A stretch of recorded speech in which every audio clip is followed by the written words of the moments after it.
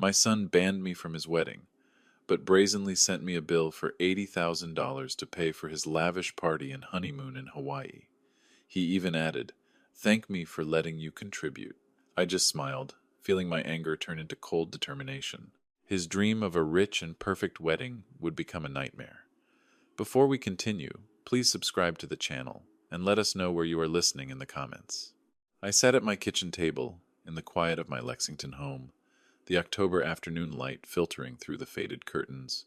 The envelope had arrived that morning, thick and cream-colored, with Kevin's precise handwriting on the front. I had assumed it was the wedding invitation, finally after months of radio silence. My fingers traced the seal, a small thrill of hope stirring despite everything. I tore it open carefully, expecting elegant cardstock announcing the date, the venue, perhaps a note asking me to walk him down the aisle like we joked about years ago. No invitation. Instead, a stack of papers slid out, itemized bills, crisp and professional, totaling $80,000. My eyes scanned the lines. $50,000 for the mansion rental near Lexington, a sprawling estate with manicured gardens and crystal chandeliers. $20,000 for catering, including imported wines and lobster flown in from Maine. Another $10,000 for the honeymoon suite on Maui, complete with private beach access. And tucked at the bottom, a handwritten note from Kevin. "Dad, after the problems you've caused the family, be grateful that I allowed you to contribute. This covers your share. Send the check soon. Victoria and I are counting on it." I stared at the words, the paper cool and smooth under my fingertips. Problems? The problems he'd thrown in my face during our last argument, blaming me for not climbing higher in my engineering career, for the modest life we'd led after your mother's death. My hand trembled slightly as I set the note down, the itemized costs blurring for a moment. Nearby, on the table, sat a framed photo of young Kevin, gap-toothed and grinning from a Little League game, his tiny hand in mine.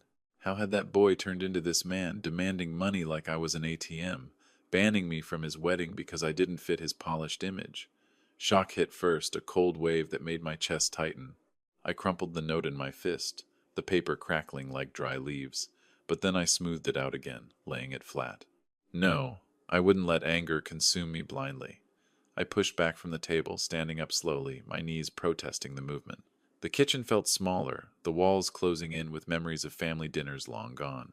I walked to the sink, splashing water on my face, but it didn't wash away the sting. Kevin thought he could erase me from his life, while dipping into my savings. The nest egg I'd built through years of overtime, scrimping after losing Elena to cancer in 2015. He'd called me once after her funeral, voice clipped. "You should have done more, Dad, for all of us." I returned to the table, picking up an old pocket watch, a family heirloom from my father, its chain worn from generations of hard work. It ticked steadily in my palm, a reminder of bonds that should endure. But Kevin had severed ours, hadn't he? Banning me because Victoria whispered that a simple pensioner would embarrass their tech executive crowd. I smiled then, a slow, bitter curve of my lips, as the hurt twisted into something sharper, resolve. I set the bill aside, folding it neatly, and felt a spark ignite deep inside, a plan beginning to form in the shadows of my mind. I glanced at the bill again, its numbers mocking me. The anger slowly ebbed, giving way to cold clarity. If Kevin thought he could manipulate me, he was mistaken. I knew a direct confrontation would get me nowhere. He'd dismiss me, as always. But I could gather information, find cracks in their perfect plan. My old laptop sat on the kitchen counter, dusty but ready. Time to find out what they were really up to. That spark lingered as I glanced at the photo again, picking it up this time. Kevin's young face stared back, innocent and full of promise, from a day at Jacobson Park, when he was 8. He'd climbed onto my lap during a sudden thunderstorm, bearing his head in my shoulder while rain pelted the car windows. "Don't worry, Dad," he'd said, his voice muffled. "You're the strongest." I'd held him close, promising to always protect him, just as Elena watched us with that warm smile of hers. I paced the kitchen now, the floorboards creaking under my steps, the scent of stale coffee from my morning mug hanging in the air. Those memories flooded in unbidden, weekends teaching him to swing a bat at the local field, his laughter echoing as he rounded the bases. We'd been unbreakable then, a trio against the world. But after Elena's death, everything shifted. Kevin was 25, already climbing the corporate ladder in tech, and he started pulling away. You let her down, Dad, he'd accused one night over the phone in 2016, his voice laced with resentment. If you'd made more money, maybe the treatments could have been better. I'd swallowed the pain, reminding him of the insurance battles, the second mortgage I'd taken to cover her care, but he didn't listen. He saw only my failures, the modest house, the reliable but unglamorous job. Last Christmas had sealed it. I'd driven to their sleek apartment in downtown Lexington, arms full of homemade tamales, like Elena used to make. Victoria had barely glanced up from her phone, whispering something to Kevin that made him smirk.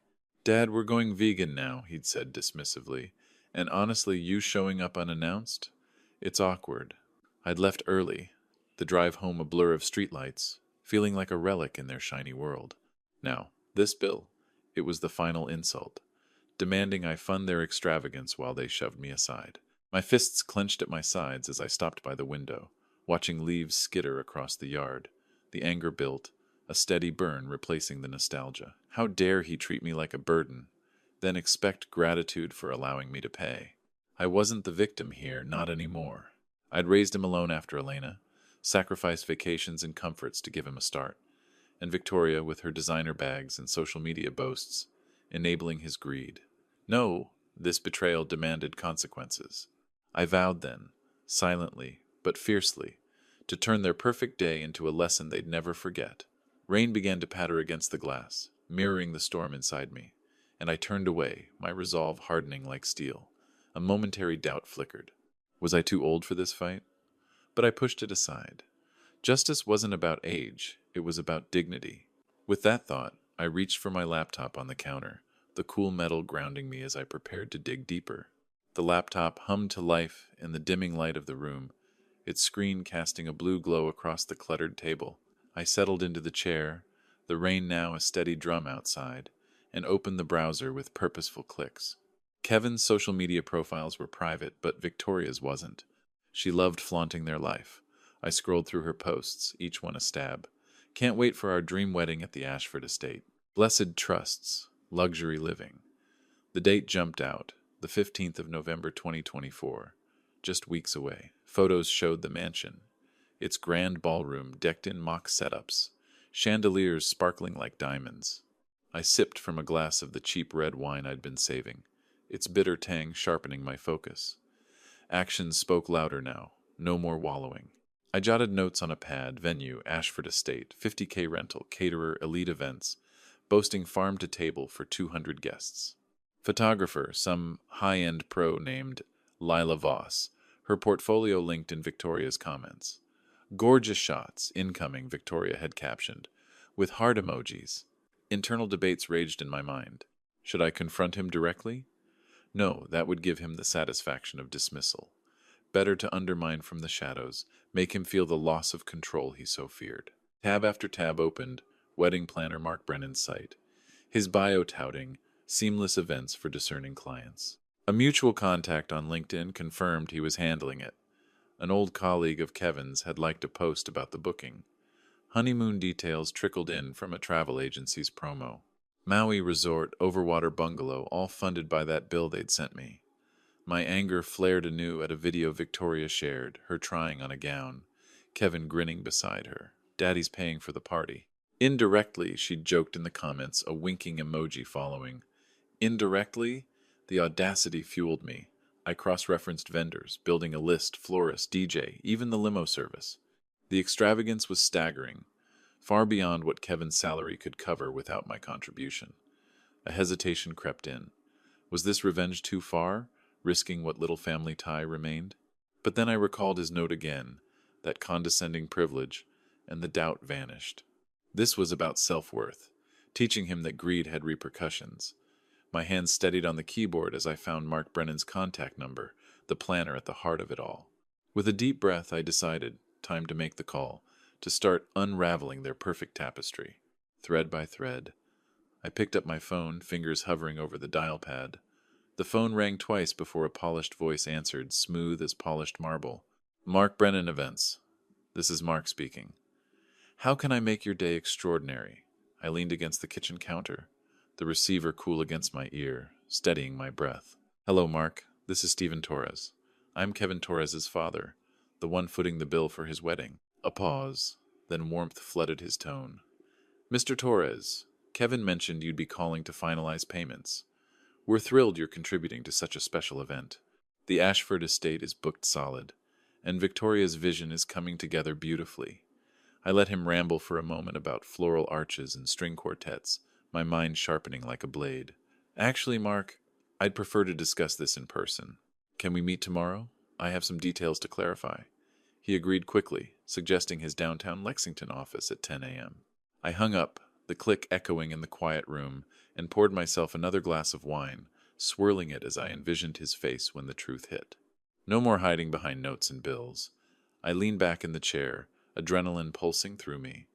The meeting with Mark was the first step, and I needed to be ready. I spent the rest of the evening reviewing the bill again, jotting down key figures to keep facts at hand. Before bed, I picked out a clean sweater and slacks. Nothing fancy, but enough to look serious. As I lay down, I felt the plan solidify. The next morning, I woke early, coffee in a thermos, keys in hand, ready to head out. The next morning, I drove through light traffic, the autumn leaves swirling like confetti on the windshield. A brief hesitation gripped me at a red light. Was this the point of no return? But I dismissed it, accelerating as the light turned green. Mark's office was in a sleek building off Main Street, all glass and chrome, a far cry from my engineering firm's old brick setup. I parked and walked in, the lobby's sterile air carrying hints of expensive cologne. Mark greeted me with a firm handshake, his suit tailored and tie knotted perfectly. "Mr. Torres, come in, coffee?" He led me to a plush chair opposite his desk, piled with swatches and contracts. A framed photo of a beaming couple under a gazebo caught my eye, stirring a quiet resolve. That joy wouldn't be Kevin's, not on my dime. We settled and he pulled out the file. "So the $80,000 covers everything, venue, catering, even the honeymoon deposit." Kevin assured me it's all set. I leaned forward, my voice even. "Did he... Tell me, Mark, did Kevin mention that he banned me from the wedding? That I'm not even invited to this extravaganza I'm supposedly funding?" His eyes widened, the pen slipping from his fingers. "Banned? No," he said. "Family contributions were handled. This is awkward." "Awkward," I echoed short and sharp. "Try insulting." He sent me the note saying I should be grateful, after raising him alone, after everything. Mark shifted, rubbing his temple. "I don't know what to say. The contracts are signed, but without full payment we can't proceed. Deposits are non-refundable, but the balance." "Exactly," I cut in, informed Kevin the wedding halts, until he talks to me directly. "No funds from me, and if he pushes, remind him how fragile plans can be." He nodded slowly, stunned. "I'll call him today. This changes things." As I stood to leave, I overheard him mutter under his breath, "That arrogant kid." It fueled me, a first taste of the chaos brewing. I stepped out into the crisp air, the door clicking shut behind me, and felt the ripple spread, like a stone skipped across still water. Standing on the sidewalk, I felt a surge of strength, but knew I couldn't go far alone. Mark was just the start. Kevin wouldn't back down easily, and I needed eyes and ears I could trust. Alex's name surfaced in my mind, his number still saved in my phone, despite years of silence. He knew Kevin better than most, and his new work as a detective could be useful. Sliding into the car, I took a deep breath, feeling the plan take shape, and started scrolling through contacts. In the car, I checked my phone. No missed calls yet, but the silence wouldn't last. As I merged onto the highway back toward home, my thoughts drifted to allies. Scrolling through contacts, I paused on Alex's name, untouched for years. Kevin's childhood best friend, the one he ditched when ambition took over. A quick memory flashed, Alex at 12, showing up at our door after his parents' divorce. Elena making him hot chocolate while Kevin and I played cards to distract him. I dialed before doubt could settle. "Alex, it's Stephen Torres. Been a long time." His voice came through, surprised but warm. "Mr. T? Wow, yeah, how've you been? Everything okay?" "Not exactly," I admitted. "Kevin's getting married, but it's complicated. Can we meet?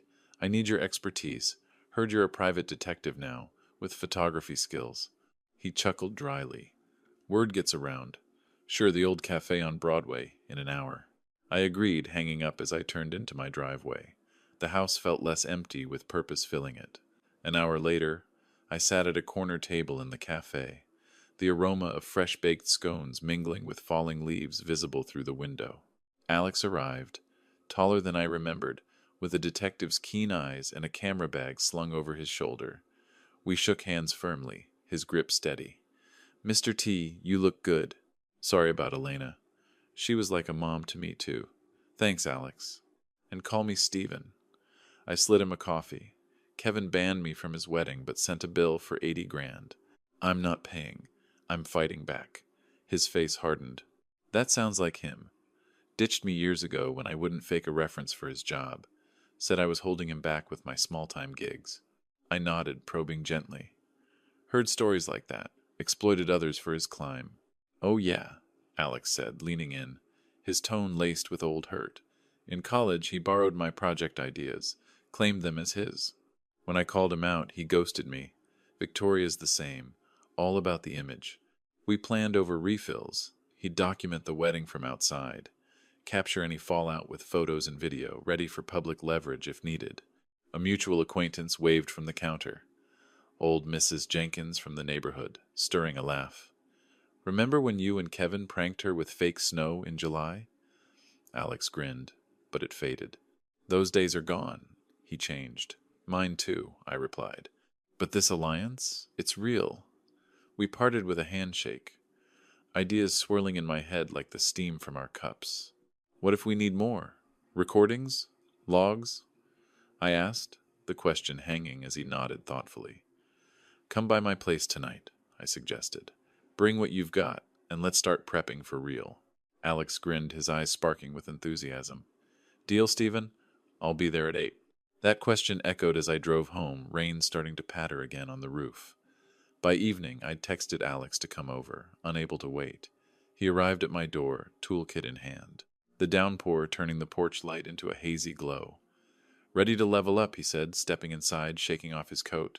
We moved to the living room where I cleared space on the coffee table. Dim lamps cast long shadows across the faded rugs, and I handed him a mug of hot coffee, its steam curling like a promise. "Show me how to protect myself.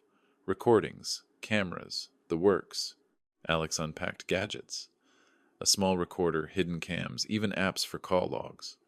"First, legal basics," he explained, his voice steady and instructional. "In Kentucky, one-party consent for recordings.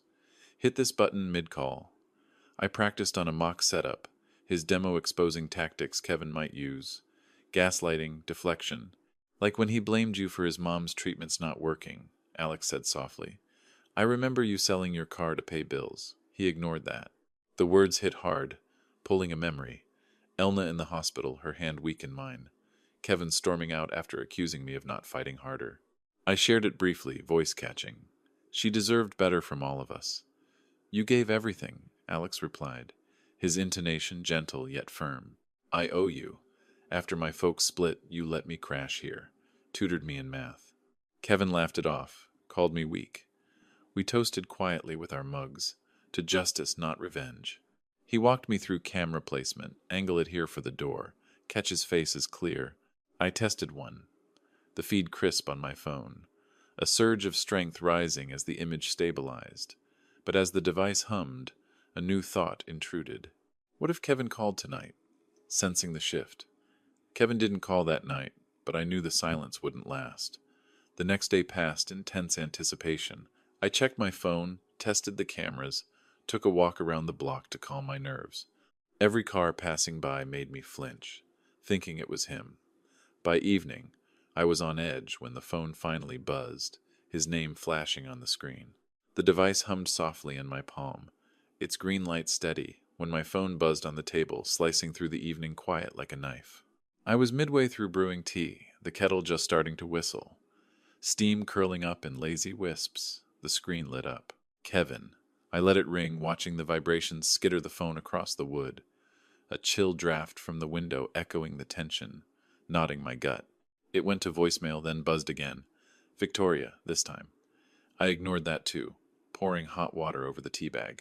The aroma of chamomile grounding me, as I recalled Alex's advice. Record everything. Their words will be your ammunition.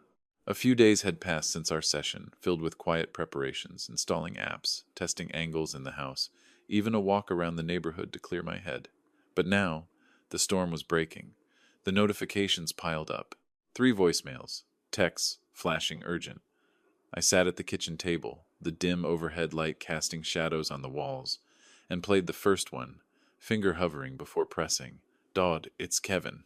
There's a misunderstanding with the payments. The planner called, said you pulled out. Call me right away. We need to sort this."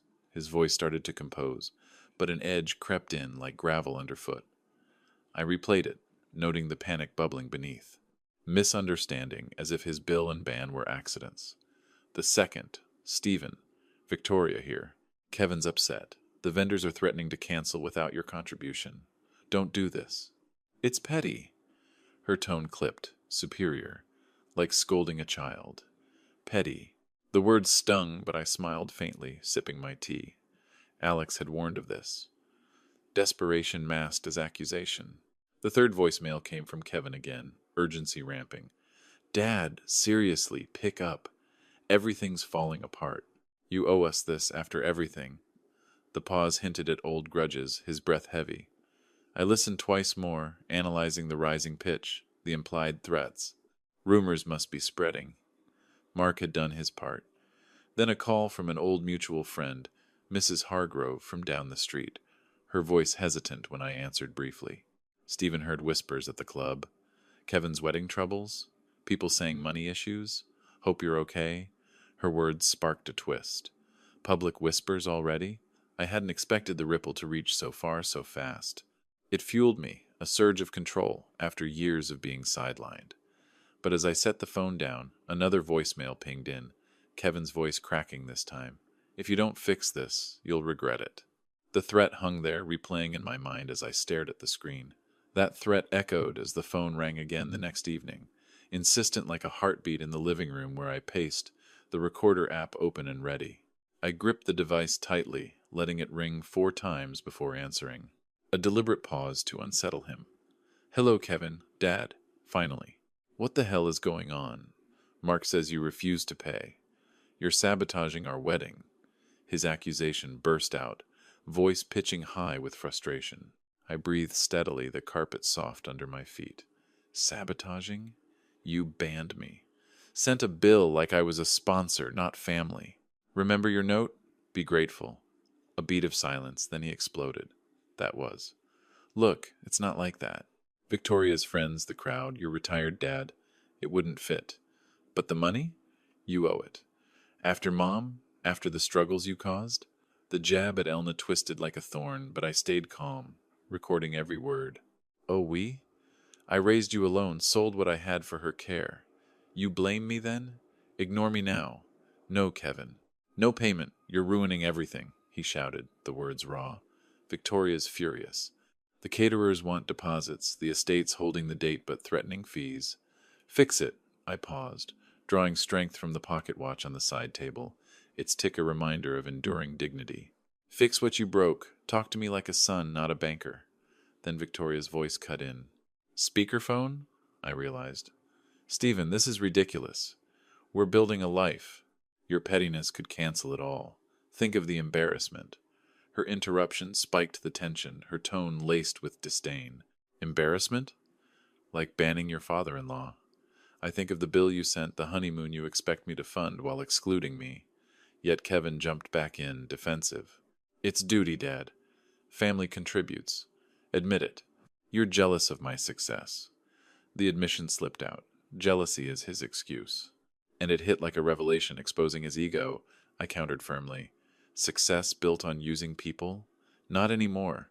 The line crackled with his heavy breathing. "You'll regret this. We're done." He hung up abruptly, the silence ringing in my ears, his words echoing as a key slip, a vulnerability laid bare that sharpened resolve. That vulnerability lingered in my thoughts as I paced the hallway, the house quiet except for the faint hum of the fridge. Moments later, a text alert chimed. "Alex update. Vendors demanding payment. Rumors flying at the estate. Photos incoming." I opened the attachment.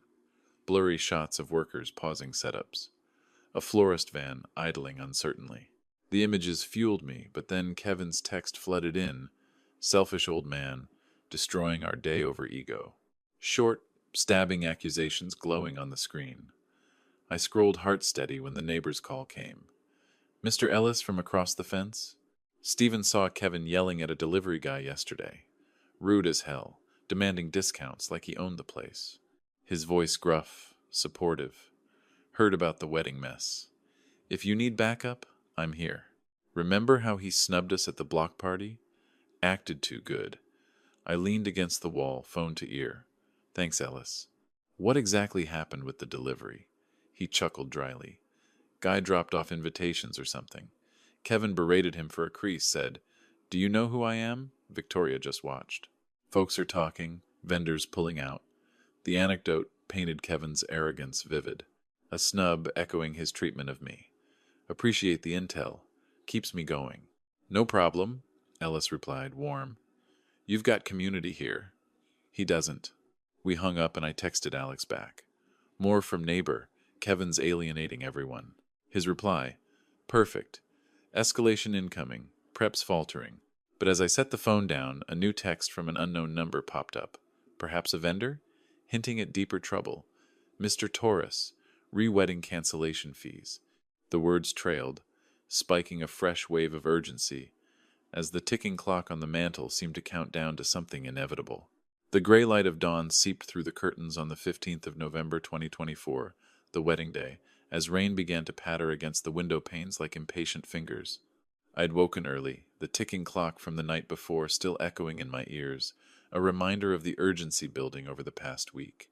Those days had slipped by in a rhythm of quiet vigilance, monitoring updates from Alex, ignoring the escalating texts from Kevin, even taking long walks in the crisp Lexington air to steel my nerves against any wavering doubt. Now, as I checked the weather app on my phone, forecasts of steady downpours mirrored the storm I'd orchestrated, a symbolic deluge washing away pretenses. I brewed coffee, the rich scent filling the kitchen, and settled at the table with my device ready. Alex's first text came at 7 a.m. At the estate, vendors arriving, or not. Photos soon. I sipped slowly, the mug warm in my hands, as images trickled in, florists unloading vans only to repack half the arrangements, their faces pinched in frustration under umbrellas. Deposit issues, one caption read, They're leaving. The chaos unfolded in real-time snippets, a caterer truck idling, workers boxing up crates of untouched china and silverware, rain slicking the driveway into a glossy mess. Guests started arriving around noon, Alex's covert shots showing confused clusters under tents, umbrellas blooming like dark flowers. Overheard, Where's the setup? His message pinged. I ignored a flurry of calls from Kevin, the phone vibrating like a trapped bee on the table. Voicemails piled up. I played one, his voice frantic. Dad, send the money now. Everything's falling apart. The estate manager's threatening to shut it down. The desperation cracked through, a far cry from his earlier arrogance. More photos. The grand hall half-dressed, chairs scattered haphazardly, no sign of the string quartet. Then a shot that twisted something inside me. Victoria in her gown, expression crumpled. Rain streaking the mansion windows behind her like tears. Doubt flickered briefly. Was this too cruel, turning their day into a spectacle? But I recalled the Bill's condescension, the ban that cut deeper than any rain, and the doubt dissolved into quiet satisfaction. Justice wasn't gentle. By afternoon, Alex reported. Guests milling, some leaving, rumors spreading, family feud over funds. I paced the room, rain drumming steadily outside, envisioning the humiliation unfolding miles away. Another voicemail from Kevin pleading, Please, Dad, wire it. Guests are laughing. Help. A guest murmur in Alex's audio clip. This is a disaster. Poor planning? The downpour intensified. Sheets of water blurring the yard, as if nature itself amplified the reckoning. But then my phone rang again. Kevin's name flashing, his voice on the edge when it went to voicemail. Mid-ring. That mid-ring plea hung in the air as I let it roll to voicemail once more. The sound swallowed by a sudden pounding on the door, insistent and heavy amid the downpour. Rain dripped from the eaves in steady rivulets, pooling on the porch steps. I approached slowly, peering through the peephole. Kevin and Victoria, disheveled in pajamas under hastily thrown coats, hair plastered wet, faces pale and drawn. I opened the door a crack, the cool mist spraying in. "What are you doing here?" Kevin pushed forward, water dripping from his sleeves onto the entry rug, forming a small puddle like an unwelcome intrusion. "Da, Lerusen." The wedding's ruined, vendors left, guests scattered in the rain. "It's a joke now." Victoria huddled behind him, her makeup smudged, gown peeking absurdly from under her coat. "Stephen, please. Wire the money. We can salvage something." I stepped aside reluctantly, closing the door against the wind. They stood dripping in the hallway, the familiar scent of my home clashing with their desperation. Salvage? After banning me, demanding I pay like a silent partner? Kevin ran a hand through his soaked hair, voice breaking. "It was a mistake. Victoria's idea. The image, you know. But now, everything's collapsed. Help us, Dad." For old times. I crossed my arms steady despite the emotional pull. A flashback hit during the pause, Kevin as a teen after Elena's funeral, accusing me of weakness while I buried my grief in work. It fueled me. Old times? Like when you blamed me for Mom's death? Ignored me unless you needed cash? Victoria interjected, her tone wavering for once, vulnerability cracking through. "We didn't mean it's the stress. The honeymoon's booked, deposits lost. Think of us." "Think of you?" I echoed, calm but pointed. "Would you value me without my wallet? Answer that." Kevin hesitated, eyes darting. "Of course. You're a family. But success means standards. Please, just transfer it." The admission standards over bonds hung heavy, exposing the shallowness. "No, Kevin. This is the consequence. Greed has a price." He begged then, voice rising. "You're destroying us," guests whispered, vendors mocked. "Fix it. For your son."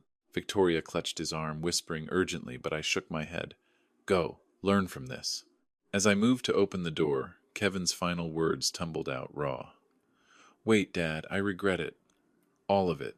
The rain roared outside, and I closed the door on them, their footsteps retreating into the storm, resolve lingering like the echo of his regret. That echo faded into silence as I turned away, sinking into the armchair by the window, rain streaking the glass in fading patterns.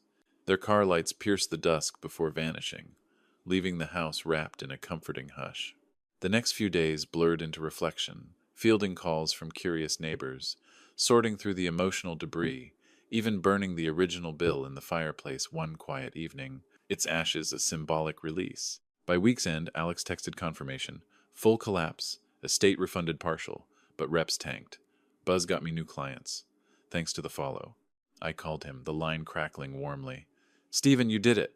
Photos show the empty tents, guests bailing, Kevin's circles whispering, arrogance bit him. I leaned back, glancing at an open photo album on the table, faded images of happier times, stirring but not overwhelming. "Appreciate your help. Alex feels freeing." He laughed lightly. "Anytime heard from him. Not since, but maybe he'll learn." We chatted about old pranks, the conversation turning to future plans. Perhaps a trip for me unburdened. Later, an unexpected outreach. Mrs. Hargrove emailed, inspired by the rumors. "Stephen, your stand reminded me to value real ties. Coffee soon?" It warmed me, alliances blooming from the chaos. I muttered to myself over a solitary toast with coffee. To dignity reclaimed. The home felt fuller, not with things, but with self-worth. Kevin's lesson might sting, but growth often did. Hints of his regret suggested seeds planted. As the rain finally cleared, I stepped outside into the crisp air.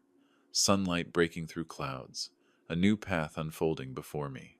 If you like this story, please like this video, subscribe to the channel, and share your impressions of this story in the comments. To listen to the next story, click on the box on the left. Thank you for watching.